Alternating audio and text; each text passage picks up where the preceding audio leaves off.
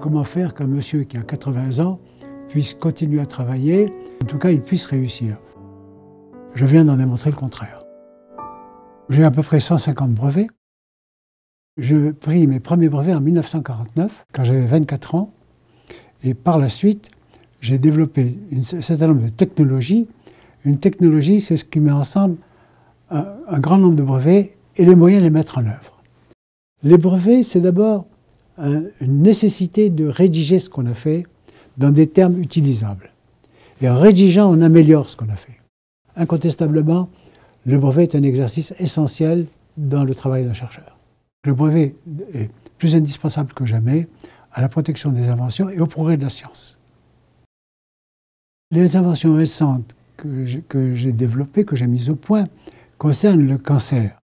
Le cancer est une maladie effrayante puisque 30% des décès sont dus à la présence de cancer qu'on ne savait pas détecter à temps et qu'on ne savait pas détruire dans des conditions indolores ou presque. Fondamentalement, j'ai eu le cancer qui a été traité de manière rapide. Il a fallu que je fasse un très grand nombre de séances pour détruire le petit cancer qu'on avait trouvé dans la prostate. On a quasiment détruit la prostate.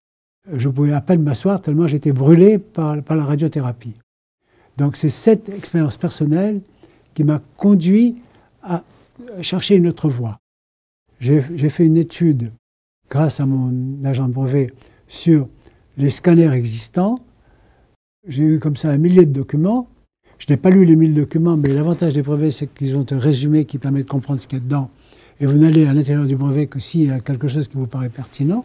Et c'est là qu'a germé l'idée qu'une nouvelle solution peut être trouvée de détecter des cancers plus petits par une amélioration de la définition sans que ça coûte trop cher. On sait détecter un cancer par simple radiographie. Mais c'est une chance sur 100 de trouver un cancer par simple radiographie. Mon scanner apporte la solution essentielle d'avoir une résolution de 27 microns au lieu de 3 mm, donc de pouvoir détecter des anomalies dans le corps humain avant qu'elles atteignent la taille critique de 1,4 mm, où ces anomalies deviennent des bombes. Ça, c'est la première invention, la détection précoce du cancer. L'objectif est atteint. La deuxième partie de l'invention, c'est de détruire ces petits cancers sans irradier tout l'organe.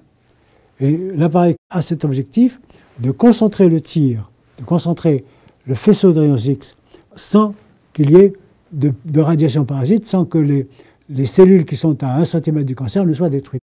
Et c'est très important parce qu'on peut traiter un cancer comme un cancer de la prostate sans détruire la prostate dans son intégralité. Et avec des doses globales très faibles.